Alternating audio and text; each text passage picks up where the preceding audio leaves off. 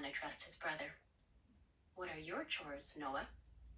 We clean the stalls here, feed the animals, and take care of the chickens. I also keep records for Tamaguchi-san when we go to the market. Do you miss school? Noah did not reply. He missed doing math problems and writing Japanese. He missed the quiet of doing his work, how no one bothered him when he was doing his homework. There was never any time to read at the farm, and he had no books of his own. I was told that you're a very good student. Last year, there wasn't much school. Back home, school had been canceled often. Unlike the other boys, Noah had disliked the bayonet practices and pointless air raid drills. Although he had not wanted to be separated from Uncle Yosef, the farm was better than being in the city because he felt safe here. At the farm, he never heard any planes, and there were far fewer bomb shelter drills. Meals were abundant and delicious. They ate eggs every day and drank fresh milk. He slept deeply and woke up feeling well. When the war ends, you will return to school, I suppose. Would you like that? Hansu asked. Noah nodded. Sanja wondered how they would manage then. After the war, she had planned on going back to Yongdo, but her mother said there was nothing left. The government had assessed taxes on the boarding house owner, and the owner had sold the building to a Japanese family. The servant girls had taken factory jobs in Manchuria, and there had been no news of them. When Hansu had located Youngjin, she had been working as a housekeeper for a Japanese merchant in Busan, sleeping in the storeroom. Hansu pulled out 2 comic books from his jacket pocket. Here. Noah accepted them with both hands, the way his mother had taught him. The writing was in Korean. Thank you, sir. Do you know Korean? No, sir. You can learn, Hansu said.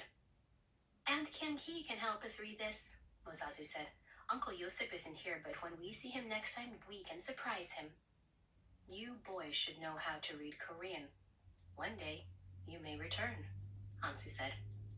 Yes, sir, Noah said. He imagined that Korea would be a peaceful place where he would be normal. His father had told him that Pyongyang, where he'd grown up, was a beautiful city, and Yongdo, his mother's hometown, was a serene island with abundant fish in blue-green waters. Where are you from, sir? Noah asked. Jeju. It isn't far from Busan, where your mother is from. It's a volcanic island. They have oranges there. The people from Jeju are descendants of gods. He winked. I will take you there one day. I don't want to live in Korea, Musazu cried. I want to stay here at the farm. Sanja patted Musazu's back. Amma, we should live on the farm forever. Uncle Yosef will come here soon, right? Musazu asked. Kyung-hee walked in then, having finished her work. Musazu ran to her with the comic books. Can you read this for me? Musazu led her to the pile of folded futons, which they used as chairs. Kyung-hee nodded. Noah, come. I'll read these to you boys. Noah bowed quickly to Hansu and joined Kyung-hee and Musazu.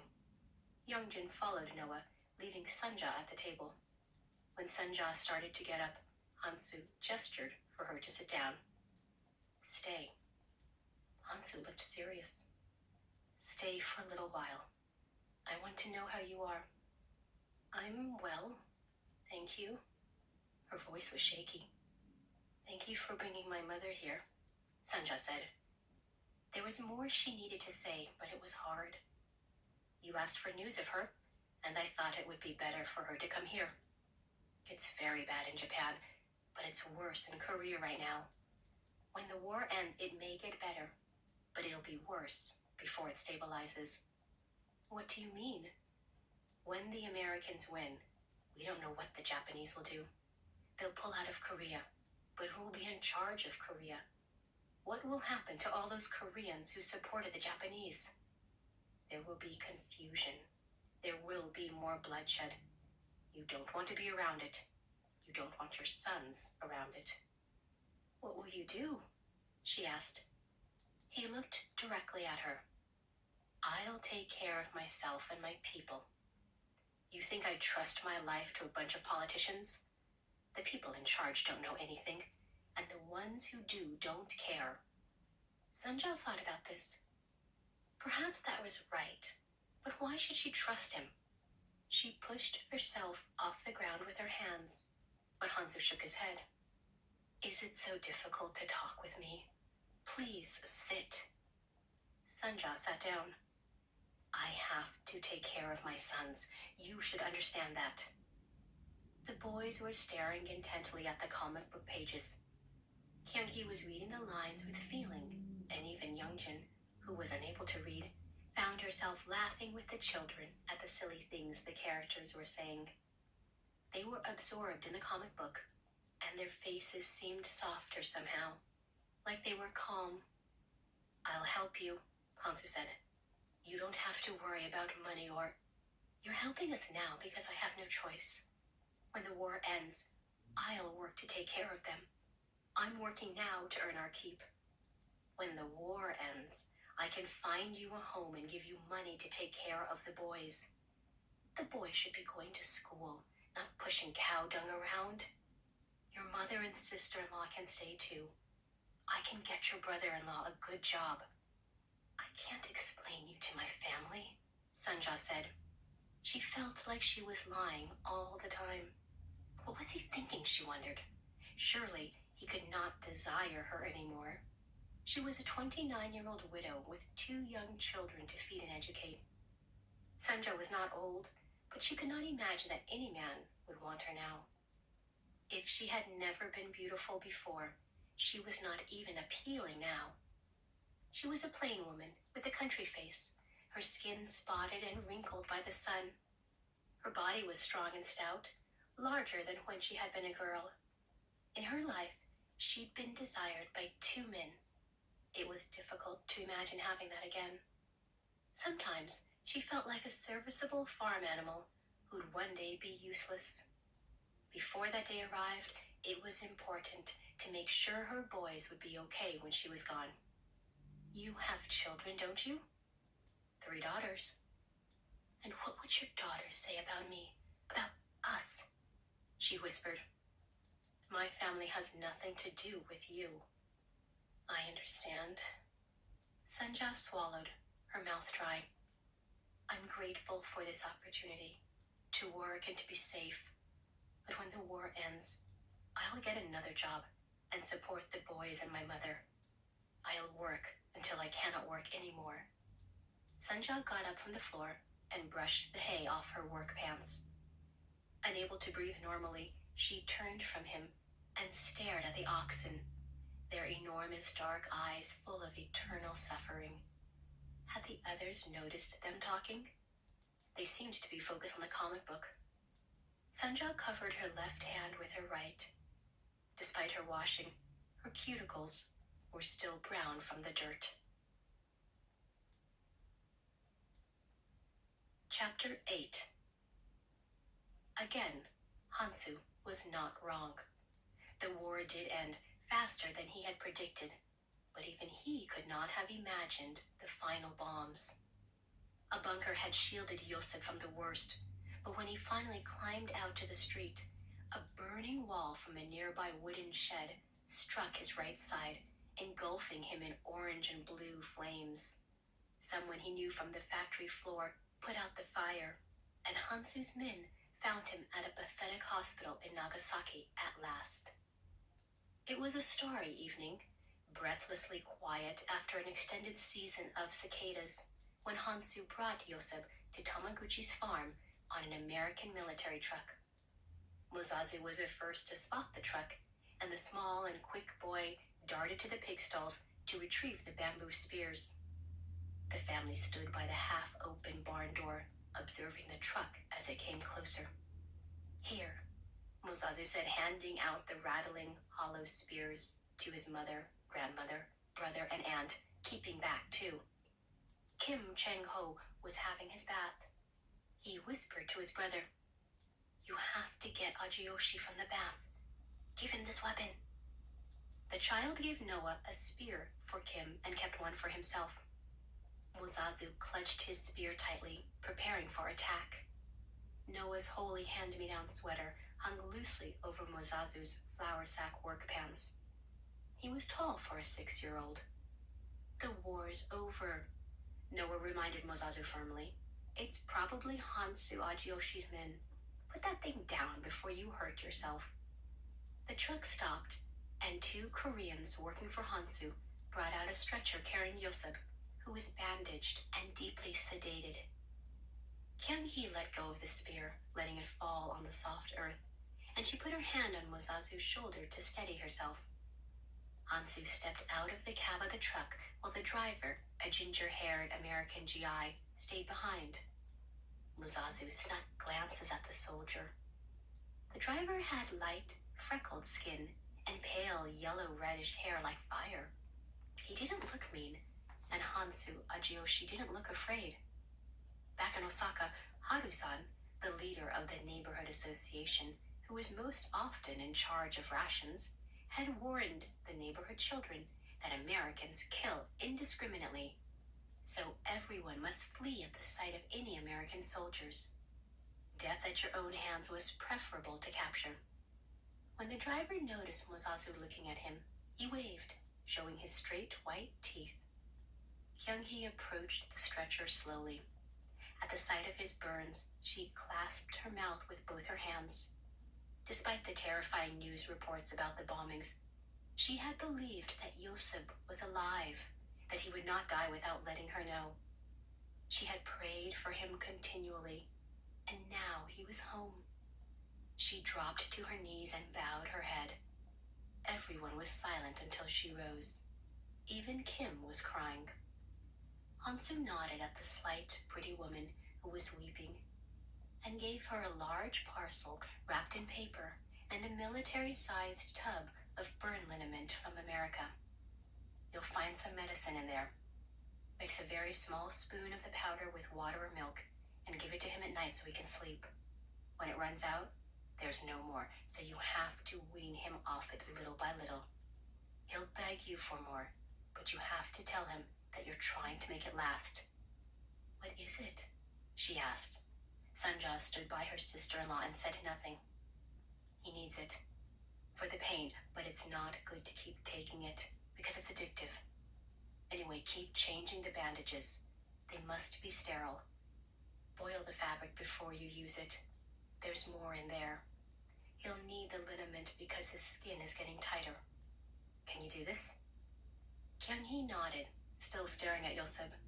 His mouth and cheek were half gone, as if he had been consumed by an animal. He was a man who had done everything he could for his family. This had happened to him because he had gone to work. Thank you, sir. Thank you for all that you've done for us, Kyung-hee said to Hansu, who shook his head and said nothing. He left them to speak to the farmer. Kim, who had returned by then, having finished his bath, followed Hansu as he walked to the farmer's house. The women and the boys led the men carrying the stretcher inside the barn and made a place for him in an empty horse stall. Kyung-hee moved her pallet there.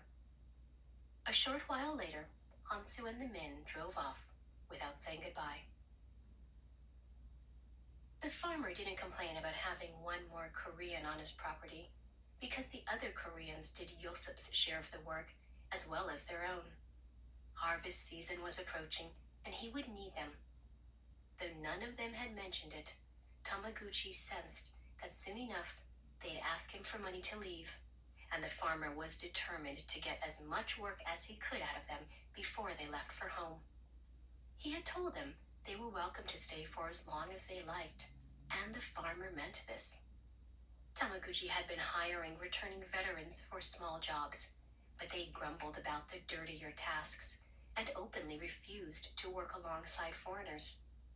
Even if he could replace all the Koreans with Japanese veterans, Tamaguchi needed a Hansu to transport his sweet potatoes to the markets. All the Koreans could stay. The transport truck returned regularly, but Hansu didn't come back for weeks. Yoseb suffered. He had lost the hearing in his right ear. He was either shouting in anger or crying in agony. The medicine powder was now gone, and Yosip wasn't much better.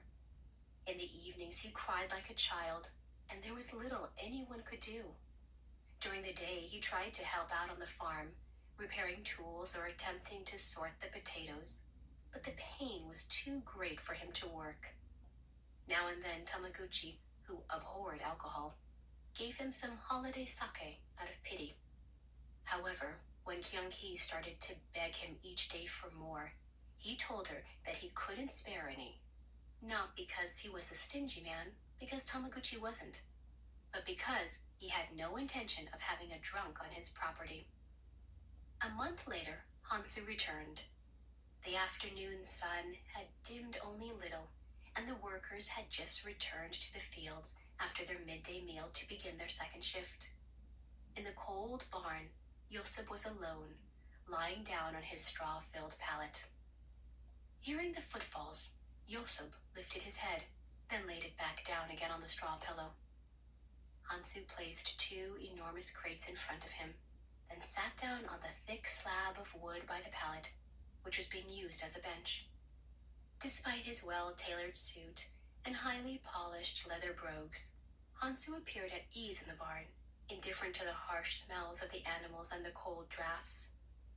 Yosip said, "You're the father of the boy, aren't you?" Hansu studied the man's scarred face, the ragged edges of a once sloping jawline. Yosip's right ear was now a tight bud of a flower folding into itself. "That's why you do all this," Yosip said. "Noah is my son," Hansu said. "We owe you a debt, something we may never be able to repay." Hansu raised his eyebrows but said nothing. It was always better to say less. "But you have no business being around him. My brother gave the child a name. He should never know anything else. I can give him a name too. He has a name. It's wrong to do this to the boy." Yosip frowned. The smallest movement hurt. Noah had his younger brother's mannerisms, from the way he spoke in Isaac's measured cadences, to the way he ate his meals in modest bites, chewing neatly. He behaved exactly like Isaac. Whenever Noah had any time to spare, he would take his old exercise books from school and practice writing, though no one told him to do so. Yosip would never have believed that this Yakuza was Noah's biological father, except that the upper half of Noah's face was virtually a mirror image of Hansu's. In time, Noah would see this. He had not mentioned it to Kyung-hee, but even if she had guessed at the truth herself, she would have kept her suspicions from Yosip to protect Sanja, who was closer to her than a sister. "You don't have a son," Yosip said, taking another guess. "Your brother was kind to help Sanja, but I would have taken care of her and my son. She must not have wanted that.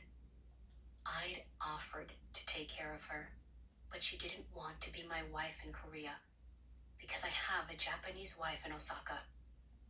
Lying on his back, Yosip stared at the barn roof. Jagged slats of light broke through the beams. Column slivers of dust floated upward in diagonal lines.